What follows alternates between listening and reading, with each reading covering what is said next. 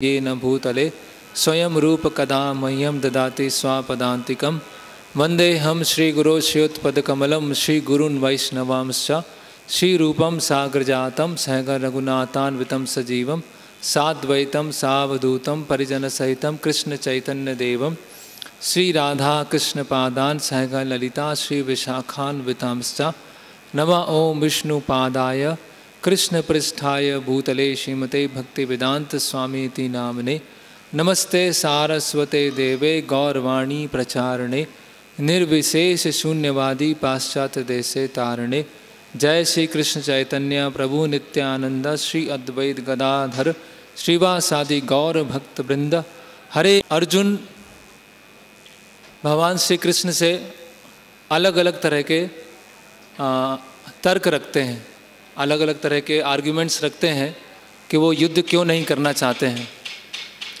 और जब अलग अलग तरह के तर्क रखने के पश्चात वो इस निष्कर्ष पर आते हैं कि मैं अपने तर्क के माध्यम से, मैं अपनी बुद्धि के माध्यम से अपनी समस्याओं से स्वयं नहीं निकल सकता हूँ, तब वो भगवान की शरण ग्रहण करते हैं। कार्पण्य दोषो पहता स्वभावा पृच्छामि त्वाम धर्म सम्मूढ़ चेता यत् श्रेय निश्चिताम ब्रूहि तमने शिष्यस्तेहम साधि माम त्वाम प्रपन्नम। तो अर्जुन वहाँ बोल रहे हैं कार्पण्य दोषो पहता स्वभावा, है ना, कि मुझे कृपणता, है ना, कार्पण्य दोषो पहता स्वभाव, मैं कृपणता के वश में आ गया हूँ। कृपणता मतलब देहात्म बुद्धि, है ना। तो एक होता है कृपण, एक होता है ब्राह्मण, है ना। जिस कृपण मतलब जिसका उसका जो विचार या उसका जो सोचने का दायरा होता है वो बहुत संकुचित होता है और केवल वो अपना शरीर से संबंधित उन्हीं के बारे में वो सोच पाता है। तो अर्जुन बोलते हैं कि कार्पण्य दोषो पहता स्वभाव, कि मुझे कृपणता, है ना, कृपणता का शिकार हो गया हूँ। पृच्छामि त्वाम धर्म सम्मूढ़ चेता, कि मैं आपसे, है ना, आपसे जिज्ञासा कर रहा हूँ। यत् श्रेय निश्चिताम ब्रूहि तन्मे, मेरे लिए क्या श्रेयस्कर है। यत् श्रेय निश्चिताम ब्रूहि तन्मे, आप निश्चित करके बताइए कि मेरे लिए श्रेयस्कर क्या है। तो एक प्रेयस है और एक श्रेयस। प्रेयस मतलब जो तात्कालिक कुछ सुख मिलने वाला हो, और श्रेयस मतलब जो कि लंबे समय के पश्चात हमारे लिए लाभकारी हो। तो श्रेयस और प्रेयस, प्रेयस जो हमको तात्कालिक सुख प्रदान करेगा, लेकिन श्रेयस जो है जो हमको लंबे समय में, है ना, और हमेशा के लिए वो आनंद प्राप्त जिससे हमको हमारे लाभकारी होगा। तो अर्जुन बोलते हैं यत् श्रेय निश्चिताम ब्रूहि तमने, मेरे लिए वास्तव में श्रेयस्कर क्या है वो आप निश्चित करके मुझे बताइए। शिष्यस्तेहम साधि माम त्वाम प्रपन्नम, है ना, मैं आपकी शरणागति लेता हूँ, है ना, मैं आपका जो शिष्य के रूप में आप मुझे स्वीकार कीजिए, मैं आपकी शरणागति लेता हूँ। तो कब हम शिष्य बनते हैं, है ना, कब वास्तव में वो शरणागति होती है, तब जब हम ये समझ जाते हैं कि हम अपनी समस्याओं से स्वयं नहीं निकल सकते हैं, है ना। जैसे कि श्रील प्रभुपाद जी भगवद गीता के 7वें अध्याय के एक तात्पर्य में बताते हैं कि अगर कोई किसी के हाथ और पैर बांध दिए हैं और हाथ पैर बांधने के पश्चात उसको नदी में फेंक दिया गया है और वो आवाज़ लगा रहा है कि मुझे बचाओ बचाओ बचाओ, है ना। तो अगर कोई दूसरा व्यक्ति है जिसके खुद के हाथ पैर बंधे हुए हैं, तो वो जो आवाज़ लगा रहा है उसके हाथ पैर को खोल नहीं पाएगा। एक ऐसा व्यक्ति चाहिए है जिसके हाथ पैर खुले हों, जिससे वो पानी में जाए और तैर कर उसके हाथ पैर खोल दे और वापस किनारे पर लेकर आ जाए। उसी तरह से वो जो श्लोक है, देवी ऐसा गुणमयी मम माया दुरत्यया माम एवा य प्रपद्यन्ते माया मेताम तरंतिते, कि जो भगवान की शरणागति ले लेता है, जो भगवान की शरण ले लेता है, वो उस माया को पार कर जाता है। तो भगवान की शरण कैसे ली जाए? भगवान की शरण जो गुरु हैं उनके माध्यम से ली जाती है। तो जो दीक्षा है ना, दीक्षा दिव्यम ज्ञानम यतो दद्यात् कुर्यस पापस संशय, कि ये जो दिव्य ज्ञान हमें प्राप्त होता है जो हमारे गुरु हैं उनके माध्यम से हमें दिव्य ज्ञान प्राप्त होता है।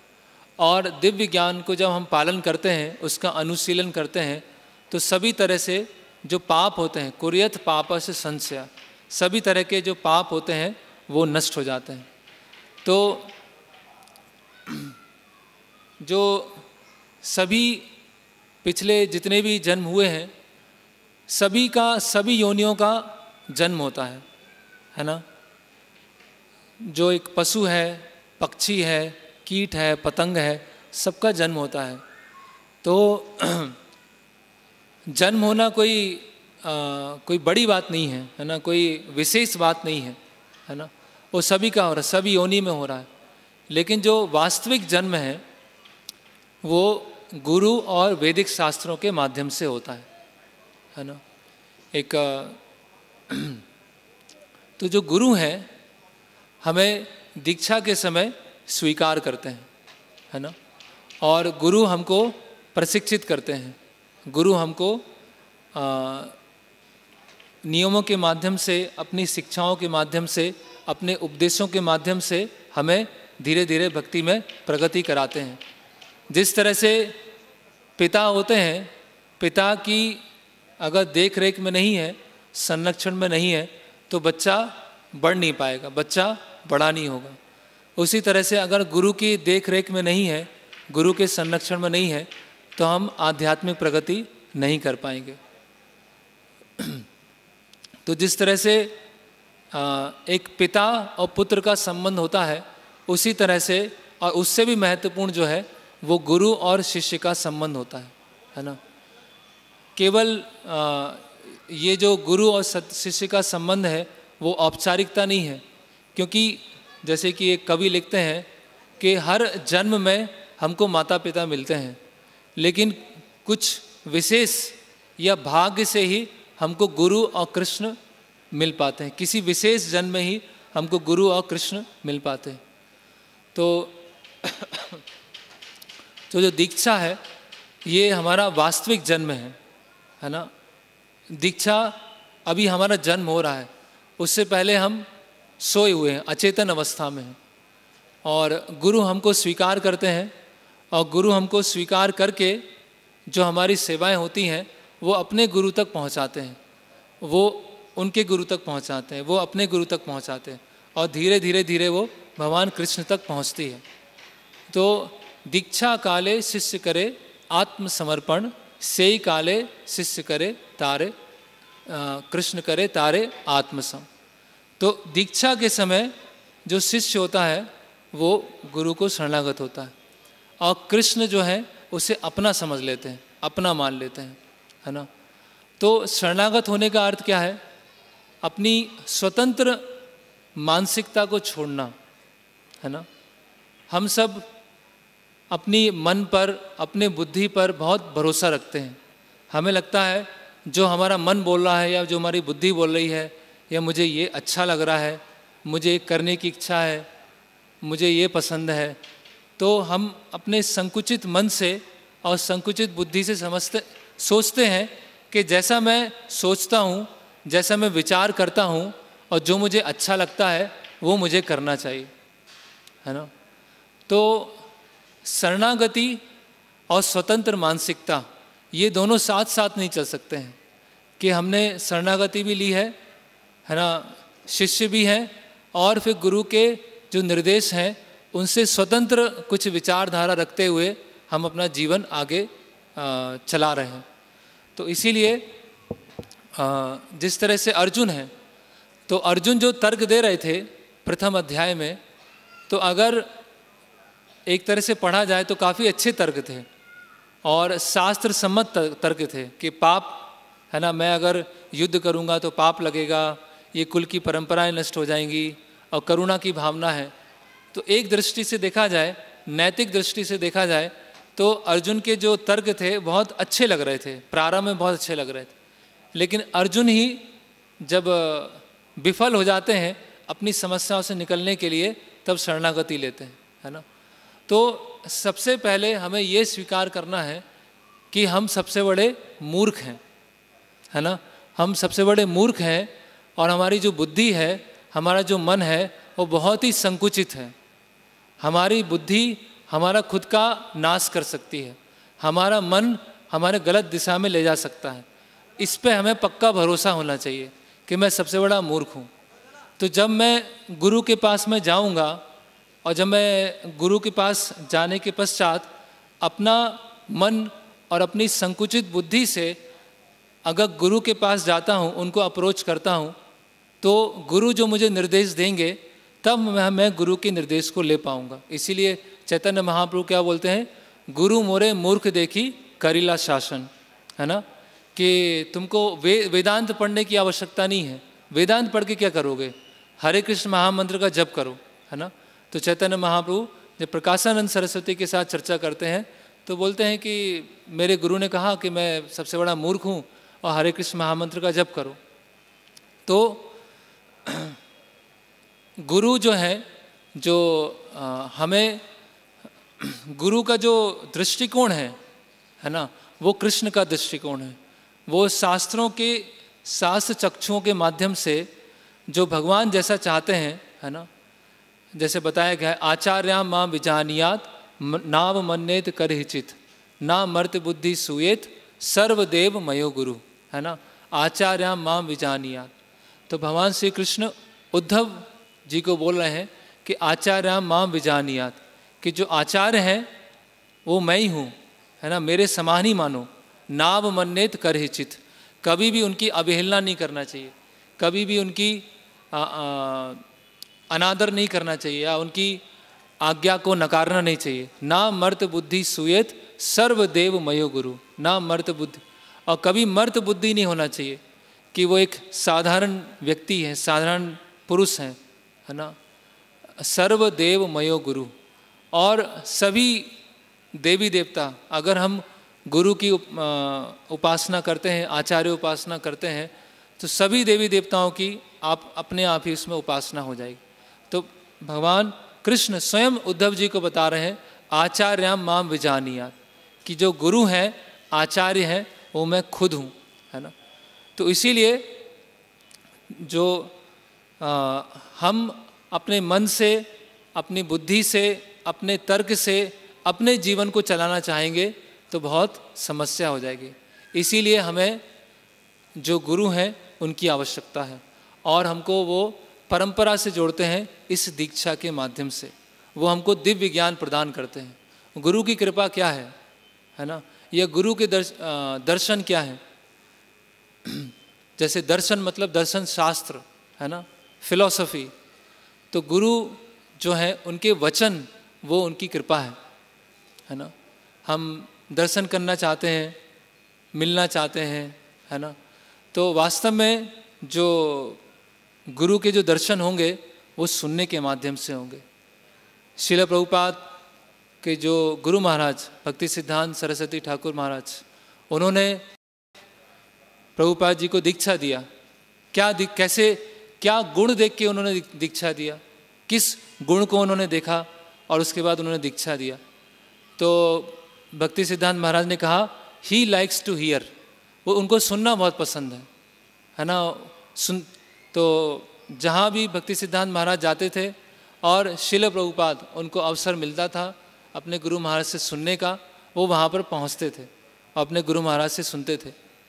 ब्रजमंडल परिक्रमा होती है और ब्रजमंडल परिक्रमा में भक्ति सिद्धांत महाराज पूरा एक बड़ा भक्तों का समूह लेके जाते हैं और वहाँ पर वो एक जगह प्रवचन दे रहे होते हैं और वहाँ पर कई सन्यासी शिष्य, ब्रह्मचारी और गृहस्थ शिष्य वहाँ बैठे होते हैं।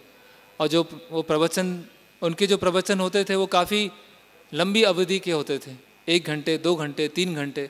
तो प्रवचन चल रहा होता है तो धीरे धीरे करके, और उससे पहले एक घोषणा होती है कि पास में एक मंदिर है, तो सब मंदिर के दर्शन करने जा रहे हैं।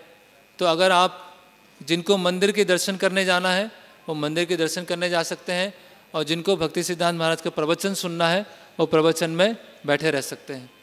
तो एक एक करके धीरे धीरे धीरे धीरे धीरे सारे भक्त वो दर्शन करने के लिए चले गए, और कुछ भक्त वहाँ पर बचे जिनमें से श्रील प्रभुपाद वहाँ पर बैठे हुए थे और प्रवचन सुन रहे थे। और आगे चल के जब उनका दीक्षा की बात आती है तो भक्ति सिद्धांत महाराज बोलते हैं ही लाइक्स टू हियर, उनको सुनना बहुत पसंद है। और भक्ति सिद्धांत महाराज बोलते थे कि मुझे अपने शिष्यों से कुछ नहीं चाहिए, बस एक चीज़ चाहिए, बस एक चीज़ दे देंगे और मुझे कोई इच्छा नहीं है, बस मुझे अपने शिष्यों की कान चाहिए। तो बस हमें अपने जो गुरु हैं उनको कान देना है, जो बता रहे हैं उसको हमें पालन करना है, उसको हमें सुनना है ना। तो और जैसे कि हम नित्य मंगला आरती में गाते हैं यस्य प्रसादात भगवत प्रसादो यस्या प्रसादा नगति कुतोपि, कि जो जिनके प्रसन्न होने से है ना भगवान प्रसन्न होते हैं, और जिनके अप्रसन्न होने से भगवान अप्रसन्न होते हैं, है ना। तो जो चाबी है, कुंजी है, वो क्या है? गुरु है उनका संतुष्टि, सेटिस्फैक्शन, है ना। प्रभुपाद एक जगह लिखते हैं जो आध्यात्मिक गुरु हैं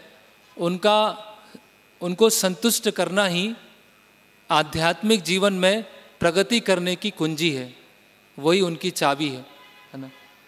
तो ये हमारे जीवन का पूरा आधार होना चाहिए, हमारे पूरे जीवन का केंद्र बिंदु होना चाहिए कि कैसे हम अपने गुरु महाराज उनको हम प्रसन्न कर सकें। और प्रसन्न करने के लिए क्या है, उनके हमें मूड को समझना होगा, वो हमसे क्या चाहते हैं। और उनका मूड कोई अलग नहीं है, जो श्रील प्रभुपाद जी का मूड है वही उनका मूड है। तो वो हमसे क्या चाहते हैं और वो किस तरह से प्रचार आंदोलन को फैलाना चाहते हैं और किस तरह से वो हमारे लिए निर्देश दे रहे हैं जिससे हम उनको पालन कर सकें। तो बहुत ही सरल विधि है ना, सिंपल फॉर द सिंपल, बहुत ही सरल है उनके लिए, बहुत ही सरल विधि है।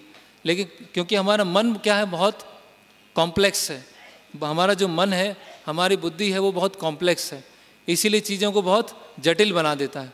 लेकिन दीक्षा के बाद हमारा उत्साह और बढ़ना चाहिए, है ना। दीक्षा के बाद हमारी सेवा भावना और बढ़ना चाहिए और हमें जिम्मेदारियां लेना चाहिए और आगे बढ़कर जो श्रील प्रभुपाद जी का मिशन है उसमें हमें एक सहयोगिता की भावना होना चाहिए। तो कभी कभी ऐसा हो जाता है कि दीक्षा के पश्चात हम भक्त संग भी कम हो जाता है, या जितना हम सुनते थे, जो गुरु महाराज हैं उनसे सुनते थे, या जिनको हम फॉलो करते हैं, जिनसे हम सुनते हैं, उनसे हम सुनना भी बंद कर देते हैं। हमें लगता है कि अब तो हमको सब पता है ना, हमने प्रवचन भी सुने हैं, शास्त्रों को भी पढ़ा है, हमारी दीक्षा भी हो गई है ना, अभी तो हम वरिष्ठ हो गए हैं, तो हमें अब सब कुछ पता है, तो अभी हमें किसी से सुनने की आवश्यकता नहीं है, अभी हम अपने आप कर लेंगे। तो क्या होगा, उसी समय हमारे अंदर शरणागति का भाव कम हो गया। जो गुरु के प्रति जो शरणागति का भाव है दीक्षा लेते समय या दीक्षा से पहले, वो भाव हमेशा रहना चाहिए और उत्तरोत्तर वो बढ़ते जाना चाहिए। और हमेशा और ये हमारी भावना होना चाहिए कि मैं कितना तुच्छ हूँ, है ना, मेरी जो बुद्धि है या मेरा मन है वो मुझे कभी भी धोखा दे सकता है, मेरा मन और मेरा बुद्धि मुझे कभी भी धोखा दे सकती है। इसीलिए मुझे जो गुरु का शरण है उनको लेके रखना है ना। तो सुनना है हमेशा, जो गुरु महाराज हैं उनसे सुनना है। तो दीक्षा के साथ, दीक्षा के बाद ऐसा ना हो कि हम सुनना ही बंद कर दें और हमें लगे कि अभी हम अपने आप ही सब कुछ कर सकते हैं, तो ये गलत हो जाए। और इसके बाद 11वें स्कंद में बताया गया है, निर्देह माध्यम सुलभम सुदुर्लभम प्लवम सुकल्पेन गुरु करण धारम। गुरु करण धारम पुमान लास्ट में आता है, आत्महा की निर्देह माध्यम सुलभम सुदुर्लभम, कि जिसको ये भौतिक शरीर रूपी नाव मिल गई है, नौका मिल गई है ना। तो जो भौतिक शरीर है उसकी तुलना एक बोट या एक शिप से की गई है, जहाज से की गई है ना। गुरु कर्ण धारम, गुरु क्या है, उसके कैप्टन हैं, कप्तान हैं, वो नाव को चलाने वाले हैं। मयानुकूलेन नमस्ते ऋतम, और जो अनुकूल वायु है, अनुकूल हवा है, वो क्या है, शास्त्रों के निर्देश हैं। अगर किन्हीं को प्रामाणिक गुरु मिल गए हैं, बोट है, मनुष्य जीवन की बोट है और नाव है, और शास्त्रों के निर्देशानुसार अनुकूल हवा है, तो ये सब मिलने के पश्चात भी अगर उसने भव सागर को पार नहीं किया, ना तरेत सा आत्महा, वो आत्महत्यारा है, वो खुद को मारने वाला, किलर ऑफ सोल, अपनी आत्मा को मारने वाला है। तो ये जो गुरु शिष्य संबंध है, जो दीक्षा के द्वारा जो परंपरा से स्थापित हो जाता है, तो ये बहुत ही गंभीर है ना।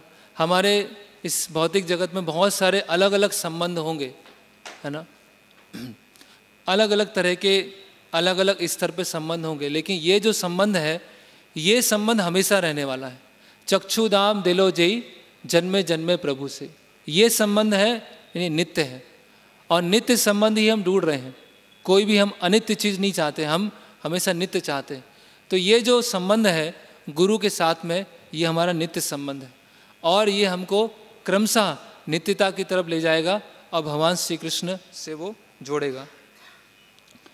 तो ये हमारा वास्तविक बर्थडे है। आज वेस्टर्न कल्चर में क्या बर्थडे मनाने का वो है ना, वो ट्रेंड, बर्थडे मनाते। तो हमारा रियल जिन जिन भक्तों का दीक्षा हो रहा है, तो आज जन्म हो रहा है, उससे पहले वो गर्भ में थे, तो गर्भ से बाहर निकलेंगे, आज का जन्म होगा। और जन्म कैसे होता है? गुरु और वैदिक शास्त्रों के माध्यम से होता है। तो ये बहुत महत्वपूर्ण कमिटमेंट है ना, ये एक, और ये जो कमिटमेंट है, ये प्रतिज्ञा है, सबके सामने है ना। अग्नि है, वैष्णव है, भगवान है, गुरु महाराज, सबके सामने हम कमिटमेंट ले रहे हैं कि जो हम नियम बद्ध होंगे, वचनबद्ध होंगे, उसको आजीवन और अगले जीवन और उसके अगले जीवन हमेशा उसको पालन करेंगे, है ना। तो जैसे कि प्रभुपाद जी एक तात्पर्य में लिखते हैं, वचन कौन दे सकता है? जो मनुष्य है, मनुष्य वचन दे सकता है, पशु वचन नहीं दे सकता है। तो हम जो गुरु महाराज के सामने सभी की उपस्थिति में जो हम वचन देंगे, उसको हम आजीवन पालन करें, और जो उनकी शिक्षाएं हैं, है ना, गुरु मुखा पद्मा वाक्या चित्ते ते करिया आयका आर ना करी हो मने आशा। तो जो गुरु, जैसे वो है ना एफएम होता है, तो एक विशेष जब फ्रीक्वेंसी होती है, तब वो उसका सिग्नल उसका पकड़ पाता है, तब आवाज़ अच्छी आती है रेडियो में से। उसी तरह से गुरु क्या चाहते हैं, गुरु का हृदय क्या है ना। पूरी भक्ति क्या है? गुरु के हृदय को जीतना। हमें गुरु महाराज के हृदय को जीतना है। तो गुरु महाराज के हृदय को हम कैसे जीतेंगे? जब उनके निर्देशों को समझेंगे, और निर्देशों को समझकर अपने जीवन में हम आत्मसात करेंगे। और केवल इसी दिन नहीं, पूरा जीवन हम गुरु महाराज के शरणागत रहेंगे, और उस शरणागत के भाव को हम और उत्तरोत्तर बढ़ाते जाएंगे। तो अभी समय हो गया है। हरे कृष्णा।